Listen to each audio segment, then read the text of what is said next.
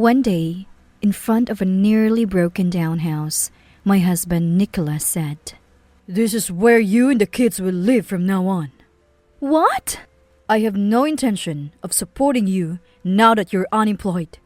So this means we're getting a divorce." With those words, Nicholas left.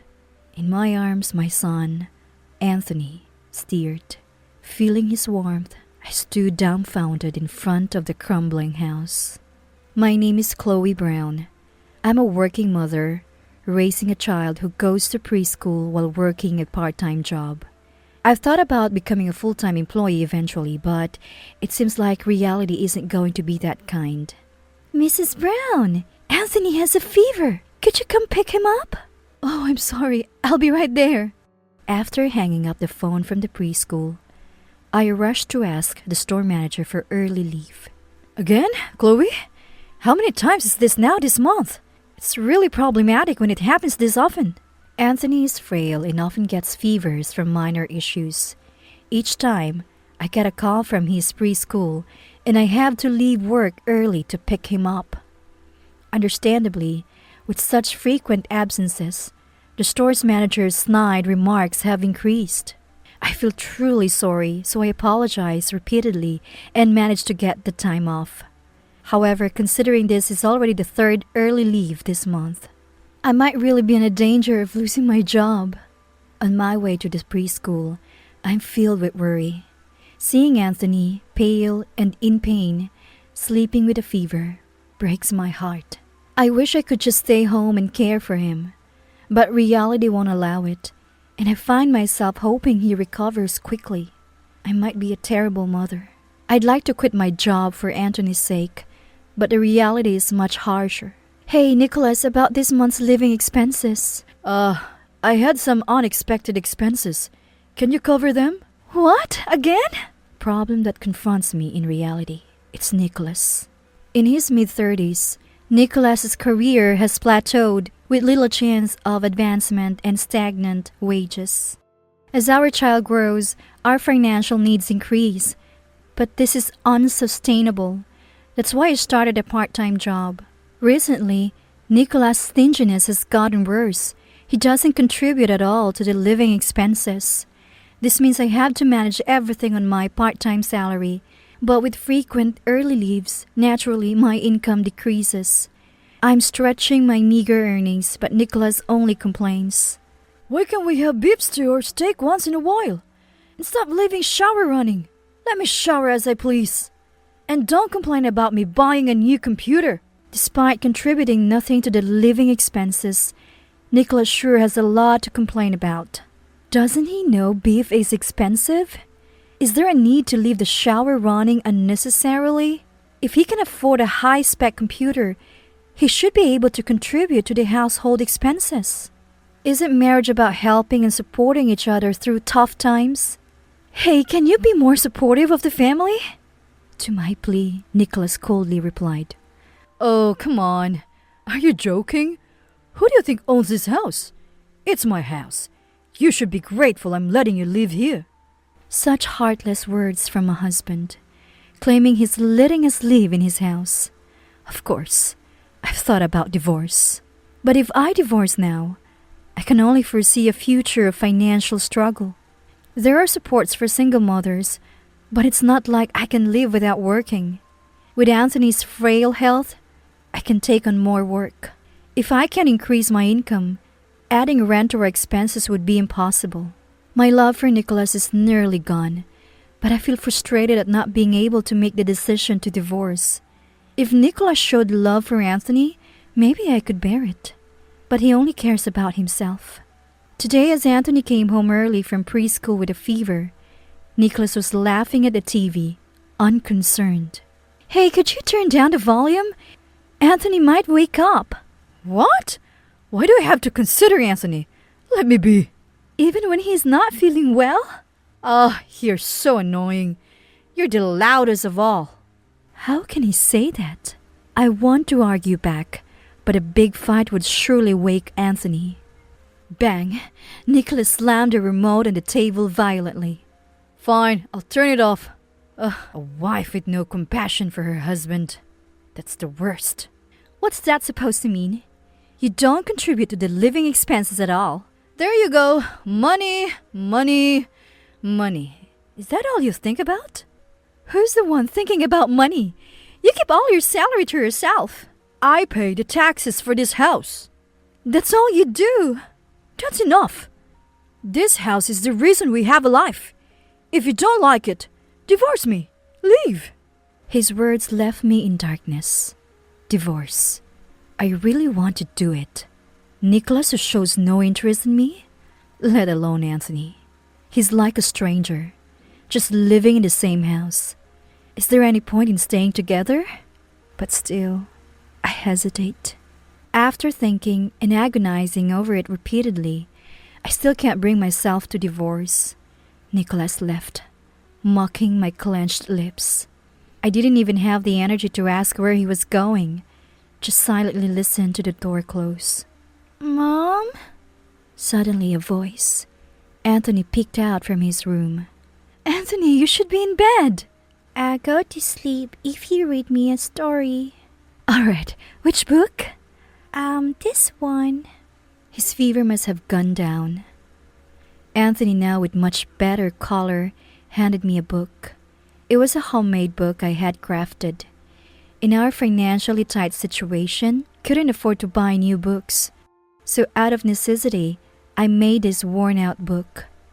Anthony's smile, wanting that book read to him, almost brought me to tears. Today's early leave means yet another cut in my income. When we are really out of money, Nicholas does contribute, but it's a trivial amount. Still, it's helped us scrape by so far. But what if I divorce? Can I provide a normal life for Anthony? This uncertainty weighs on me, and I find myself unable to muster the courage to divorce. A few days after Anthony recovered, my phone vibrated in my pocket at work. A bad feeling. Sure enough, it was a call from the preschool. Reluctantly asking for early leave, the store's manager's merciless words reached me. Maybe you should quit your job and stay with your child. It was a gentle suggestion, but a clear ultimatum. Effectively a notice of dismissal. What? Fired? That evening, telling Nicholas wrinkled his brow. It's actually a month from now. I was given notice of dismissal. How are we going to live? Sorry, until I find another job, we'll have to manage on your salary. I spoke softly, finding it hard to say. Nicholas slammed the table loudly, making me flinch. Are you kidding me? Why do I have to pay for everyone's living expenses alone? Talk like that. We're a family, right? A jobless you. Just a useless parasite. I've been paying for everything until now, and taking care of the house too. That's obvious. This is my house, and you're just freeloading. How could he? What is a family?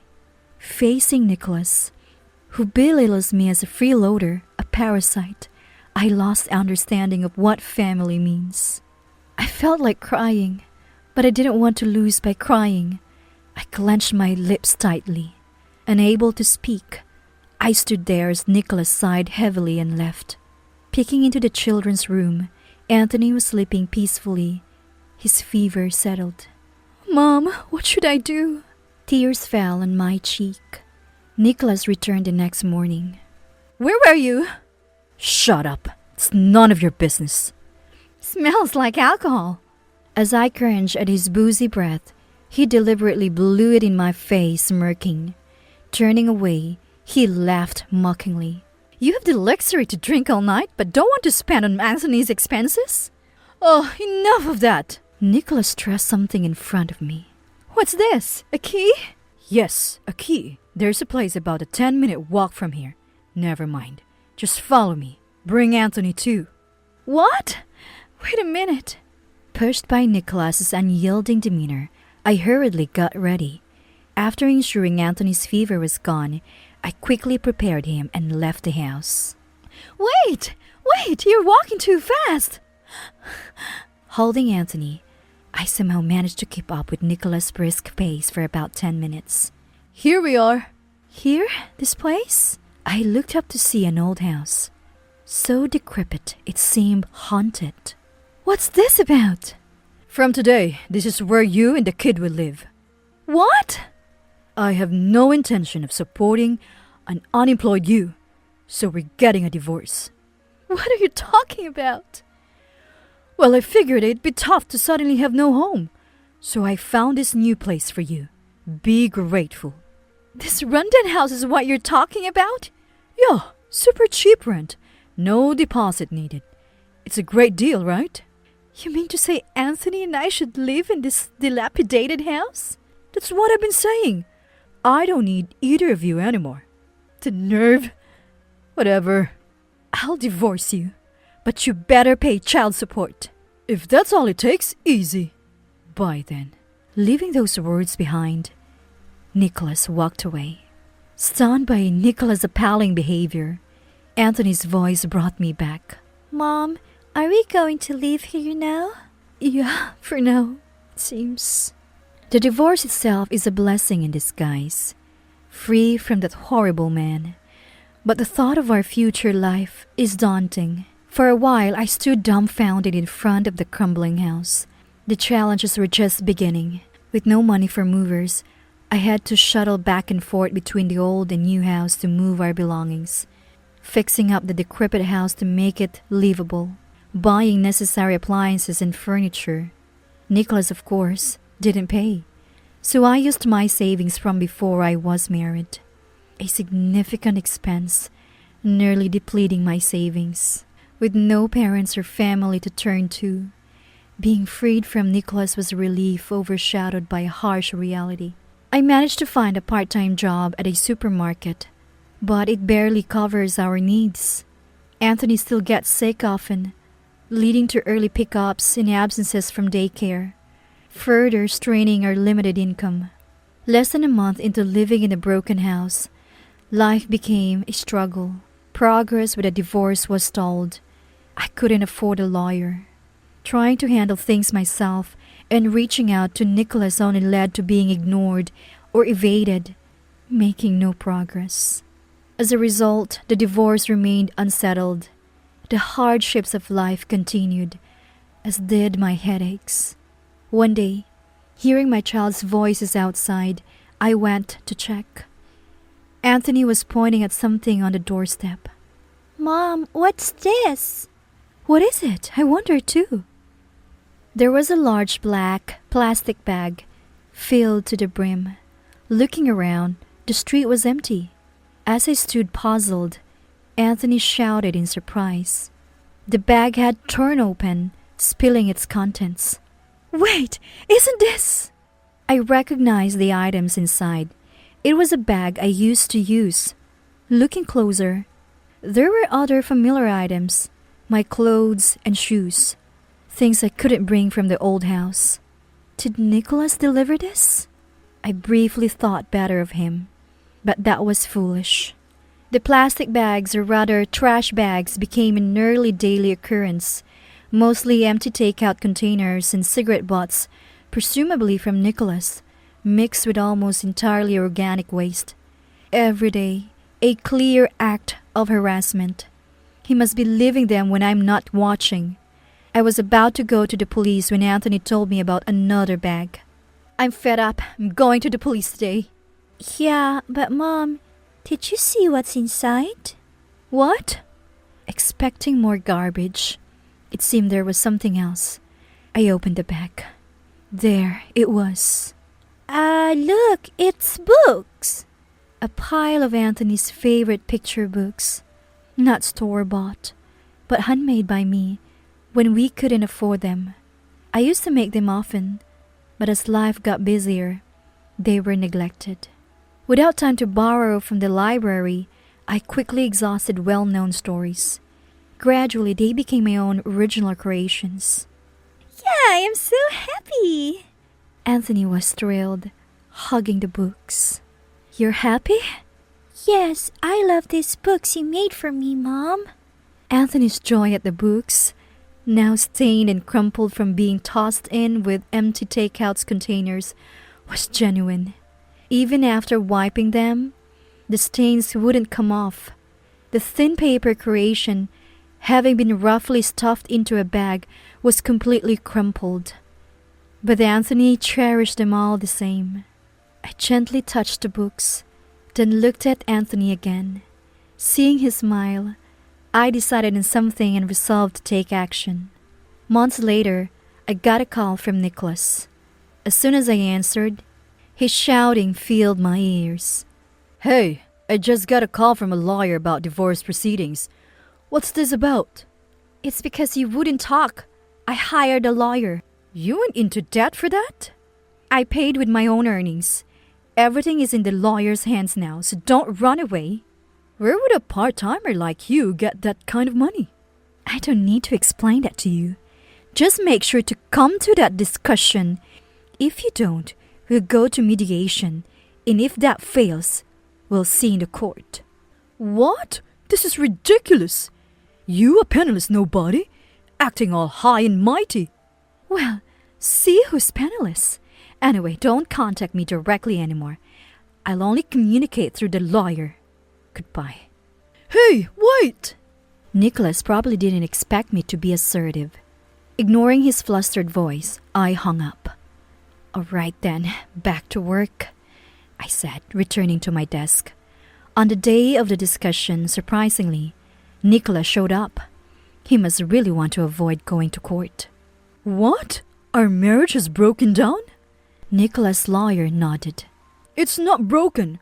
We just had a few fights, that's all. Nicholas was obviously trying to minimize compensation and child support. But his real intention was clear. He didn't want to pay anything. However, the lawyer stated plainly, Nicholas, you haven't contributed to the living expenses at all. I did contribute. Once every few months, and only about $100? That doesn't count. Where's your proof of that? Your bank account of Chloe's bank account histories make it clear. What? Bank accounts? I gave the lawyer copies of the statements. What? When did you? I anticipated this might happen, so I gathered evidence while we lived together. You? A husband is legally obliged to share the costs of married life according to income and assets. Nicholas, you haven't fulfilled this obligation. Well, this applies even during separation. So, Nicholas, you owe that unpaid living expenses for these past years. What? And evicting Chloe and Anthony is a major issue. Therefore, the compensation amount is... Wait, no divorce. I won't divorce. Chloe, Nicholas says he doesn't want a divorce now. What are you saying? You initiated the divorce, and I agreed. It's too late to back out now. That was a joke. Yes, a joke. A joke? Yes, I wanted to test you when you became unemployed. A joke? Testing me? Don't be ridiculous. I slammed my hand on the table in frustration. Yikes. Nicholas jumped, his face turning pale at my anger. Do you understand what you did? Not just to me, but to our young son Anthony. Why evict him if it was just a test? Even if it were just me, it's malicious. You married me, and we had Anthony. You should have been a husband and father. But you abandoned that. Our marriage is over. We're getting a divorce. But if we divorce, won't your life be harder? Living with you, who doesn't contribute anything, is harder. Nicholas turned pale as I made my perfectly reasonable statement. He clearly didn't want to pay any compensation or child support. Such a low life. I was wrong, I admit it. I'll pay the living expenses from now on. If you come back and take care of the house, I'll pay properly. I can't believe that. The most I've ever given is garbage bags. What? No, I mean... The lawyer interrupted the flustered Nicholas. Nicholas, you've also been harassing Chloe by dumping garbage in front of her house. Chloe captured it on video. This will affect the compensation. Damn, what a dirty trick. Really, Nicholas? Such hypocrisy. Enough. If you're so set on it, let's divorce. That's what I'm saying. We're divorcing. Fine. But it will be in installments. All right, in that case, I'll get a notarized document. If you miss a payment, I'll garnish your wages. Greedy. Who's greedy here? Fine. The monthly payments won't be much, and child support isn't significant. Plus your income is minimal. You're going to live in poverty. Don't come crying to me. Sour grapes, huh? Nicholas smirked smugly, thinking he had the upper hand. I sighed deeply at his audacity and showed him something. It was a bank statement. I am earning a decent living now. Nicholas' eyes widened in shock at the unexpected revelation. This balance looks high. You lied about being broke. You had hidden money. You sly fox. Not at all.